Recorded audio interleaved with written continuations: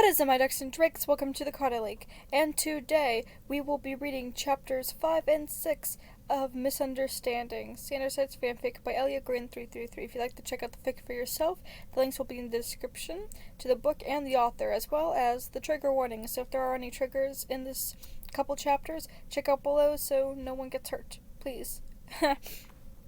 And now we will be moving to Part 5, Deceit. If you want to recommend your own book for Wattpad read-alouds, whether it be yours or one from another author, it doesn't need to be Standard Sides or on Wattpad either. There is a Google form in the description below where you could fill out and recommend fics. Once I tell the others, I'll make sure you're never in our side of the Mind Palace again, Roman said, his hand wrapped around the doorknob to leave. No! I yell. My anger was practically visible, my face bright red. How dare he try to do this to me? How dare he try to take Patton away from me? A yellow glow filled his body, making him bright gold. His eyes went wide as he let go of the doorknob. His arms grabbed around his head. He then went stiff, just screaming in fear. I froze, not entirely sure what my magic had done, or what it was doing. After a solid minute went by, the yellow encompassing his body faded as the prince collapsed to the ground. I let out a yelp. What the hell just happened? I went over to his body. He was still breathing, but was knocked out by whatever I just did to him. I bent down, nudging his body. Roman? I asked. No response. I grew more antsy and afraid. Roman, this isn't funny. Please get up, I begged. Still nothing. I let out a sigh. Clearly this wasn't working. I got a little panicky, my hands shaking. What am I going to do? Patton can't know about this. He'll think I'm a freak, or that I meant to do this. I didn't want to hurt him. I just wanted to stop him. I have to get him back to the light side of the Mind Palace before the others get suspicious. I put my hand on Roman's chest. I snapped my glove and fingers, teleporting us out of my house. When I opened my eyes and looked around, we were in the corridors of their house. I could see all their color-coded bedroom doors. Patton's was right in front of me, since that's the spot I usually teleport to when I visit him. I stood up from the ground, leaving Roman on the floor for now. I peeked down the stairs, seeing Logan and Virgil downstairs chatting. I needed to act quickly. Going back over to the unconscious prince, I lifted him up and walked to his door. I pressed my ear against it, making sure no one else was inside. The coast was clear. I opened the door widely, making sure we both got through. I was a little surprised by his bedroom. While Patton's was small and soft, Roman's had tall ceilings with a chandelier. His bed was a king with fluffy pillows and a giant duvet. His walls were covered in Disney DVDs and posters. I let out a whistle, kind of surprised. Roman whimpered a little, catching my attention again. I quickly walked him over to his bed. I covered it up, trying to make it look like he was just sleeping. Once I made sure he was okay, I went to walk out of the room. As I did, I hit the wall. One by one, all of Roman's DVDs fell from a tall shelf onto the floor. I gasped, putting a hand over my mouth. I could hear Logan and Virgil walk upstairs. My nerves were slowly rising. Tension levels high. They were coming closer. Thinking quickly, I shapeshifted into Roman, opening the door and slipping out of it. Virgil and Logan came over to me, looking concerned. You all right, Roman? Virgil asked, ruffling with his sleeves. Oh, yeah, sorry, I just accidentally knocked over all my DVDs. Nothing to worry about, I said. The two sides looked at me, as if something was off. Sweat poured down my neck. This is why I never impersonate Roman. He's so high energy and crazy. Where's Patton? I asked, faking a smile. He's still with Thomas. However, I think the better question is, where have you been the past hour? Logan asked sternly. I thought fast, trying to put myself in Roman's mindset. Oh, well, I went to the imagination for a while, I flubbed. The two seemed to believe it, so I continued. Yeah, I just needed to calm down for a while after the whole Deceit and Patton's room incident. So I spent a little time in the imagination. Nothing special. The two exchanged glances, their guard slowly lowering. You sure you okay? Virgil asked again. I'm fine, V, honest. The two's eyes narrowed. I bite my lip, slightly thinking I had messed up. Whatever. I side shrugged and walked down the stairs. Logan followed his heel like a dog. Once they were out of sight, I took a breath. I changed back into myself, placing my hands on my knees. I was winded. I hate having to lie to them, but I'm too afraid of what they'd do if they found out what I did. I was just about to walk to the door to head home. I need to think about what to do with Roman. I was stopped when I felt a hand on my shoulder. I gasped quickly, turning around to see Patton. Oh, hello, darling, I greeted. He giggled, throwing his arms over my shoulder and putting his head on my chest. I missed you today, he mumbled. I missed you too. Why don't we go to your room? I suggest. I walked his tired body into his room, walking him slowly, falling asleep on me. Long day, huh, darling? I asked, positioning him comfortably on his bed. Yeah, times can be exhausting, he yawned. Patton made grabby hands towards me, obviously wanting to cuddle. I couldn't deny him that. Plus, I think I needed to after the day I've had. He nuzzled his head into my neck, leaning primarily on my shoulder and hip. His lips released a heavy sigh. You're super tired.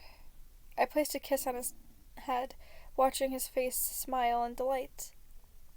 I love you, darling, I whisper. Love you too, Dee Dee. Within seconds, he was asleep.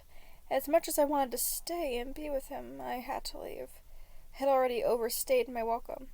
After creeping out under Patton and making sure he was laying comfortably, I left. I looked over at Roman's door. The guilt of this situation was being swayed over my head. I knew what I did was wrong, but I knew not making sure he was okay was even worse. I shape-shifted into Patton before sneaking down the hall to Roman's room. Part 6. Logan. I'm fine, V. Honest, Roman told us. He couldn't hold eye contact with either of us. Roman kept looking at the floor or the wall. The prince's hands were pressed against his closed door, as if he didn't want us to see what was behind it. I looked at Virgil, trying to read his expression based on the situation. He narrowed his hardened glare at the prince. This only made Roman more nervous. Finally, Virgil released a tired sigh, dropping his arms from being crossed along his chest. Whatever. With that, the anxious side proceeded to go down the hall. I looked back at Rowan, doing one last double take before chasing after Virgil. Virgil, I called out. I was right at his heel as we tapped our toes down the stairs. When he showed no sign of answering me, I grabbed his wrist. That got a reaction. He turned to me, wide-eyed and surprised. Are you all right? You don't seem okay, I said. The side sighed, fully facing me. I'm fine. Still a little tired from filming. I didn't get a ton of sleep last night, he admitted. Once he said that, did the bags under his eyes and shaky hands make themselves known to me? It seemed that he hadn't slept much last night, or any other night, for that matter. Oh well, you can always come and get me in the night if you're unable to rest. I'd be happy to try and help you, I invited him. Both of our cheeks flared red. He snickered a little upon seeing my flustered complexion. I returned to him a small smile. His laugh was so adorable. I would give him anything to make him laugh again. Thanks, but I think I'm just gonna go to bed early, he said. Virgil slipped his hand from out of my grasp. He turned towards the stairs, getting ready to go up to his black hole of a bedroom. Wait, I said, sticking my hands out. He stopped, looking back at me. It's still pretty early, though, and I could tell you're a little on edge. You never get to sleep with those factors at play. Virgil blushed, putting his elbows on the stair railing as we locked eyes. You could tell that I'm on edge, Huh. That obvious? He mumbled. A bit. Yes. I mean, it's not that you're an open book, but some parts of you are more readable than others. He laughed at that, making my heart thump. Virgil came back downstairs, one hand in his pocket while the other was gripping the railing. What do you suggest, then? He asked. Would you care to take part in some sort of film with me? My stomach filled with butterflies as I waited for his response. His eyes looked to the floor before darting back in mine. He slowly nodded, flashing a shy smile, a smile wrapped around my lips. I took his hand carefully and led him to the couch. Together, we crashed down onto an old piece of faux leather furniture. Any requests? I asked, turning on the TV. As he drew his legs up near his chest and wrapped his arms around them, he shrugged. Whatever. He answered. I flicked through the many channels, seeing if there was anything relaxing we could watch. We were mere inches apart on the couch, making me even more nervous. I settled on turning on a nature documentary. The narrator had a rather soothing voice. I hoped that would be enough to make Virgil sleepy. A few minutes later into the documentary, Virgil had already stopped paying attention. In the corner of my eye, I could see him fidgeting with the drawstrings of his hoodie. I bit my lip, not entirely sure if I should ask him what's bothering him or not. I could see you staring at me, you know, he muttered, red-faced. I shifted my eyes in the other direction. He scoffed a little, the frown on his face fading for a small second. And I could tell something's on your mind, I remarked. He glanced over at me. Virgil released a small giggle. That's the understatement of the century, he said, reassuring with his drawstrings. Seriously, Virgil, is this why you have a difficult time getting an adequate amount of rest each night? I inquired, the side, angling his head up, blankly looking at the TV. I'm just anxious. Big shock, I know.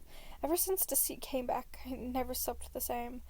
I know he's supposed to have changed or whatever, and it's not that I think he hasn't, it's just with the video the other day, and you seeing him here in our house, it's got me a little worked up. He slowly spilled. I was a little surprised that he told me this all at once. Virgil isn't super open with any of us, even Patton, but just him telling me that gave me a strong sense of trust between us. The idea made my heart thump. Are you worried he's targeting Thomas or you? I asked. More so Thomas. I mean, Deceit was always someone that would just never leave me alone back when I was, one of them. I thought the day I left would be the last night I'd ever see him. I'd only have to deal with the effects on Thomas, yet he's back and there's nothing I could do about it. I sighed, a little grumble slipping through his lips. I guess I just kind of feel hopeless. Hey, don't say that about yourself, I told him. My hand touched his face, turning it towards me. Slow tears slid down his face. Quickly, Virgil snapped his head back towards the TV. He chuckled, wiping tears with his sleeve. Kind of stupid thing to cry about. He smiled. Don't say that, I whispered. Feelings are totally valid, no matter how crazy they seem. I may not be the best with them, but it's important to me that you feel safe here. Admitting your feelings is a step in the right direction. He quietly nodded at that. I'm not sure how much my words affected him, but he seemed to understand. As we continued on with the documentary, a sudden weight fell upon my shoulder. I turned my head slightly to see Virgil's neck was carefully placed, balancing his tired head on my shoulder. His eyes were peacefully shut as his mind dived further into sleep. My heart melted. A cheesy smile spread across my face. I continued with the film, putting my head on top of Virgil's. I was glad I was able to help him feel better. I just hope I could continue to do that. Thank you so much for listening. If you'd like to support me, all my links are in the description below. Social medias, TikTok where I do Sanderside's cosplays, my Wattpad, the channel Discord where I talk to other ducks and drakes, and you can talk to other ducks and drakes. and my Etsy shop where you can buy beaded things, and my second channel where I go live. It's really fun and I'm saying a lot of things. Thank you for watching, and much like Logan trying to understand Virgil, do your best.